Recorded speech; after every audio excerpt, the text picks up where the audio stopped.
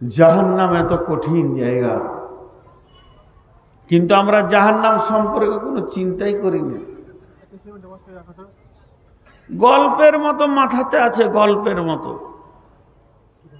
মুসলমানদের কাজ কর্ম, ইবাদত, চলাফেরা, উঠা বসা, লেনদেন, ভাষা দেখে মনে হচ্ছে না যে জাহান্নাম বলে কিছু আছে।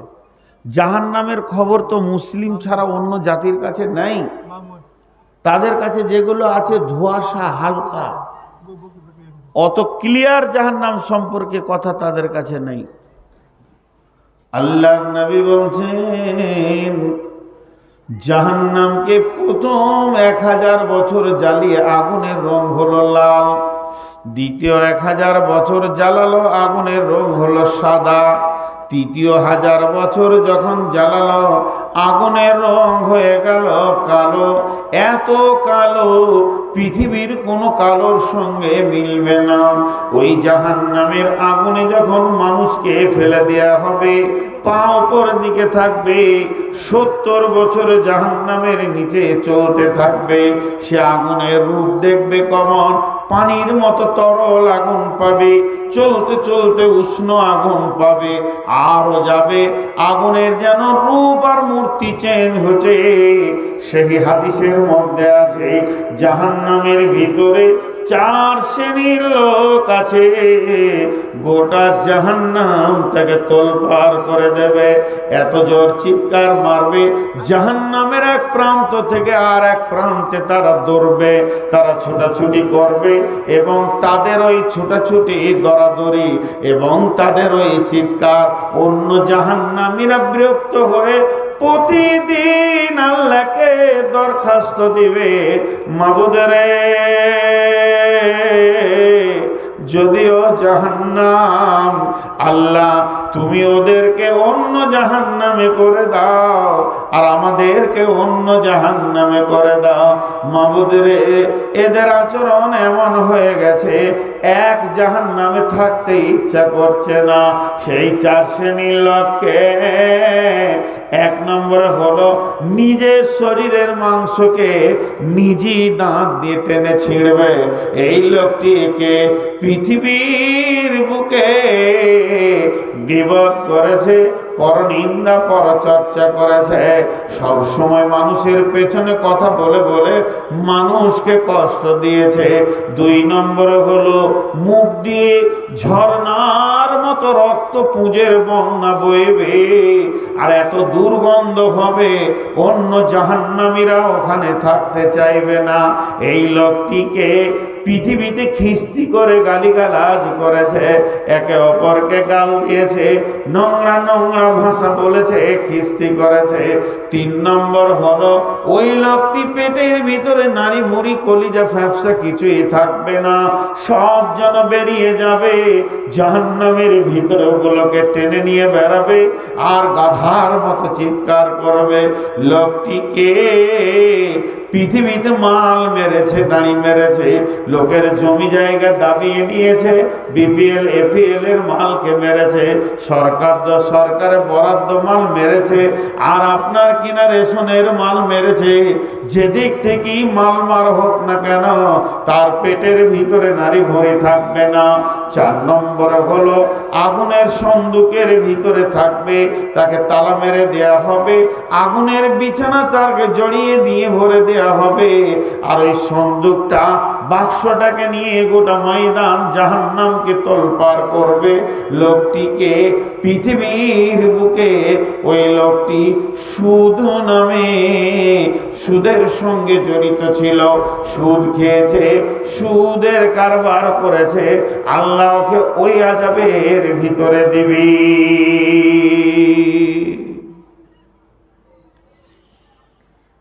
জাহান্নাম বড় কঠিন জায়গা, প্রতিবার বলছি এটা আমি। আল্লাহ আমাদের সকলকে জাহান্নাম থেকে মুক্তি দান করুন, আমিনও বলছি। দোয়া দিলাম, দোয়া। আপনারা জাহান্নামী যত ভয় করছেন তার থেকে আমি বেশি করছি, আপনাদের থেকে বেশি জাহান্নাম আমার হবে। যত বলেছি তত করেছি কিনা, তাহলে আমাদের শ্রোতা বক্তা কমিটি সকলকে জাহান্নাম থেকে মুক্তি দান করুন। এর নাম জাহান্নাম। জাহান্নামে নির্দয় ফেরেশতা আছে যারা কিছু বুঝে না আল্লাহর হুকুম ছাড়া, যাদের আর্তনাদ শোনার মতো কোনো ক্যাপাসিটিই নেই। জাহান্নামের কথা আর কি বলবো ভাইয়া। জাহান্নামের ভিতরে বিভিন্ন রকম অবস্থা আছে। জুব্বুল হুজ একটা জাহান্নামের নাম, আপনারা শুনে খুশি হয়ে যাবেন, ওখানে আলিমরা থাকবে। কিন্তু এটা দেখে আবার আপনি খুশি হয়ে যান না, আলিমরা অতি সত্তর জান্নাতে যাবে। একটা আলিম যত ছেলেকে পড়ায় ও একবার বিসমিল্লাহ বলবে তো নেকি পাবে। ভাইরা আমার, জাহান্নামের অনেক কথা হলো, কিন্তু আল্লাহ ওই জাহান্নাম থেকে মানুষকে বের করে জান্নাতে দেবেন। আল্লাহ মেহেরবান, আল্লাহ মেহেরবান। কিয়ামতের মাঠেও আল্লাহ মাফ করবেন। একটা কথা আমি আমার ব্রেন থেকে বলছি, আলেম ওলামা বসে আছে, এটা আমার আইডিয়া মাত্র। কালকে জিজ্ঞেস করবেন না যে হাদিসের নাম্বার কত, হাদিস লই, কোনো হাদিসে নেই, কোনো তফসিরে নেই, বুখারী মুসলিম কিছুই লই। যে কটা দিন পৃথিবীতে বেঁচে থেকেছি, দু একটা হাদিসের কিতাব যদি হাতে ধরেছি, দু চারটা বায়ান যদি শুনেছি, কোরআনটা ধরে যদি 2 লাইন পড়েছি, যেটুকু জ্ঞান আমার হয়েছে সেই জ্ঞান থেকে 2 মিনিট একটা কথা বলছি। কিয়ামতের মাঠে আদালত 2টা হবে। কিয়ামতের মাঠে বিচারের আদালত 2টা হবে। একটা হচ্ছে হুকুকুল্লাহ, একটা হুকুকুল ইবাদ। হুকুকুল্লাহ, হুকুকুল ইবাদ, এটা আল্লাহর হক, একটা বান্দার হক। আল্লাহর হক যেটা হবে সেটা বান্দার সাথে কোনো সাথ নাই। তুমি নামাজ পড়েছো কিনা, রোজা রেখেছো কিনা বলো, আল্লাহ হিসাব নেবেন। তো আমার আইডিয়া এই হুকুকুল্লাহতে 198 জন লোক জান্নাত চলে যাবে। আল্লাহ এত বড় মেহেরবান, সেদিনও মাফ করবেন। কিন্তু হুকুকুল ইবাদ যেটা হবে 199 জন জাহান্নাম চলে যাবে। মানুষকে সেদিন মাফ করবে না। যদি পৃথিবীতে বেঁচে থাকাকালীন কাউকে অপমান করেছি, কারো গালে থাপ্পড় মেরেছি, কাউকে ধমকিয়েছি, কারো কলার ধরেছি, কারো 1 টাকা মেরে দিয়েছি, এই মওতের আগে তার কাছে মাপ চেয়ে নেন। তাছাড়া কিয়ামতের মাঠে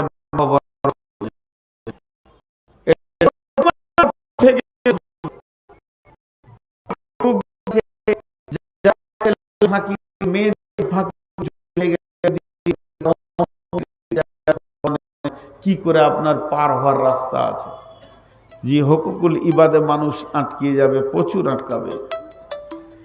হুকুকুল্লাহ কেমন, আল্লাহ অনেককে মাফ করবেন। বন্ধুরা আমার, সহিহ বুখারীর হাদিস আছে, কঠিন কিয়ামতের দিনে আমার রব 2 জনকে ডাকবে, আব্দুর রহমান, আব্দুর রহিম, তোরা শোন। এবার ওরা 2 জন বলবে, চল, আল্লাহ আমাদেরকে ডেকেছেন, এখন আমাদের হিসাব শুরু হবে। এই বলে তারা আল্লাহর কাছে এসে পৌঁছাবে। যখন মাবুদের কাছে পৌঁছে বলবে, আল্লাহ আমরা 2 জন এসেছি, আল্লাহ কথায় বলবে, তোরা 2 জনই জাহান্নাম চলে যা। হিসাব নাই, কিছু নাই। এটা করেছো কি এটা করনি, নামাজ পড়েছো কি পড়নি, হজ করেছো কি করনি, যাকাত দিয়েছো কি দাওনি, কোনো কথা নাই। তোরা 2 জনই জাহান্নাম চলে যা। যখন এই কথাটা বলে দেবে, দৌড়তে শুরু করবে। একজন জাহান্নামের আগুনের দিকে দৌড়তে শুরু করেছে, দ্রুত গতিতে দৌড়বে। আর একজন 1 পা ফেলবে, একবার আল্লাহকে দেখবে, আবার 1 পা ফেলবে, আবার একবার আল্লাহকে দেখবে। এইভাবে যেতে থাকবে। আল্লাহ তাবারাক ওয়া তাআলা ফেরেশতাদেরকে বলবে, ওই 2 জনকে ধরে নিয়ে আয়। ওদেরকে যখন ধরে আনা হবে, রব্বুল আলামিন বলবে, আব্দুর রহিম রে, আব্দুর রহমান রে, তোদেরকে তো আমি বলেছি জাহান্নাম যা, তোরা জাহান্নাম যেছিলি কিনা বল। তো বলবে আল্লাহ আমরা তো জাহান্নাম যেছিলাম। তখন আব্দুর রহমানকে বলবে তুই একবার করে আমার দিকে দেখছিলি আর একটা করে পা ফেলছিলি কেন, তুই বল। তখন আব্দুর রহমান বলবে মাবুদ আমি আপনার দিকে দেখছিলাম এই জন্য যে আল্লাহ আমাকে যদি একবার ডেকে নিয়ে মাফ করে দেয়। বলে এখনো কি তোর আমার প্রতি আশা ছিল? বলে জি হ্যাঁ। লা তাকনাতু মির রাহমাতিল্লাহ, আল্লাহ আপনি তো কোরআনে বলেছেন খবরদার আমার রহমত থেকে নিজেকে নৈরাশ করিস না, হতাশ হয়ে যাস না। তাই আমি আপনার দয়ার দিকে তাকিয়ে মনে মনে ভাবছিলাম কখন ডেকে আমাকে মাফ করে দেবে। বলবে তুই দাঁড়া আব্দুর রহিম, তুই যে জাহান্নামের দিকে দ্রুত গতিতে দৌড়ছিলি তার কারণটা বল। জাহান্নাম কি ভালো জায়গা? আব্দুর রহিম বলবে আল্লাহ না, জাহান্নাম কঠিন আগুনের জায়গা। বলে তবে কেন তুই দ্রুত গতিতে যাচ্ছিলি? আব্দুর রহিম বলবে আমি জাহান্নাম কেন যেছি এটা দেখার আমার প্রয়োজন নাই। আমি তো আপনার হুকুম কোনোদিন মানিনি, আমি আপনাকে না মেনে জিন্দেগি করেছি। মাবুদ রে আজকে আমি মনে মনে ভেবে নিলাম যে আল্লাহ তো স্বয়ং একটা হুকুম করেছে জাহান্নাম যাওয়ার, তবে আমি কোথা যেছি আর না যেছি এটা দেখার দরকার নাই। আমি আল্লাহর হুকুমকে মানার জন্যে তাড়াতাড়ি করছিলাম যাতে করে আমি আল্লাহর একটা হুকুমকে মেনে দেখাবো। আল্লাহর হুকুমে আমি জাহান্নাম যেছি। আমার রব বলবে রে আব্দুর রহমান রে আব্দুর রহিম আমি তোদের দুইজনকেই ক্ষমা করে দিয়েছি। হাদিসের মধ্যে আছে একটা লোক কিয়ামতের মাঠে গাধার মতো চিৎকার করবে, সারা হাসরবাসী শুনতে পাবে। শুধু চিৎকার করবে না, এইভাবে মাটি মাখবে, গোটা গায়ে মাথায় সে মাটি মাখবে। আমি হালাক হয়ে গেলাম, আমি শেষ হয়ে গেলাম, না আর আমার জীবনের মূল্য নাই। কেন কি হয়েছে? বলে আমার নেকি আর নেকি শুধু একটা নেকির অভাবে পড়ে গেছি। একটা নেকি যদি আমি পেয়ে যাই আমার জান্নাতের ফয়সালা হয়ে যাবে। তখন একজনের বিচার হয়ে গেছে, এটা জাহান্নামের লাইনে লোক দাঁড়িয়ে আছে, একটার পর একটা জাহান্নামে পড়তে রয়েছে। ওই লাইনে থাকা একটা লোক বলবে ভাই এদিকে আয়। বলবে না তোর সঙ্গে তো কোনো কাজ নাই, তুই নিজেই তো জাহান্নামের লাইনে দাঁড়িয়ে আছিস, তোর সঙ্গে আমার আর কি কাজ আছে? তোর সঙ্গে কোনো কাজ নাই, তুই আমার কিছুই করতে পারবি না। ও তখন চাপ দিয়ে বলবে ভাই রে আমি তো জাহান্নাম যেছি, তোকে ডাকছি তুই একবার আয়। তখন ওর কাছে যখন যাবে বলবে দেখ আমার গুনার গুনাহ শুধুমাত্র একটা নেকি, চলো আমার নেকিটা তুই নিয়ে নি, জান্নাত চলে যা। যখনই নেকিটা পেয়ে যাবে এত জোর লাফাবে, আনন্দ করবে, আমি বেঁচে গেলাম, বেঁচে গেছি, বেঁচে গেছি, কামিয়াব কামিয়াব, এই বলে দ্রুত গতিতে দৌড়তে শুরু করবে। তখন ওই আল্লাহকে বলবে মাবুদ আমি নেকি পেয়ে গেছি, যে নেকির কমতিটা আমার কাছে ছিল মাবুদ রে ওই নেকিটা আমি পেয়ে গেছি, এখন আমি জান্নাতে দা ফয়সালা দাও। রব্বুল আলামিন বলবেন গোলাম রে আমার কাছে কি নেকির অভাব ছিল নাকি? আমি কি তোকে একটা দিয়ে জান্নাতে দিতে পারতাম না? আজকের কঠিন দিনে যে দান করেছে ওই লোকটাকে তুই একবার ধরে নিয়ে আয়, দেখবো তাকে। আল্লাহ সবই জানেন, সবই বুঝেন, একে বলবে যা ধরে নিয়ে আয়। তখন দেখবে এবার জাহান্নামের মুখের কাছে পৌঁছে গেছে।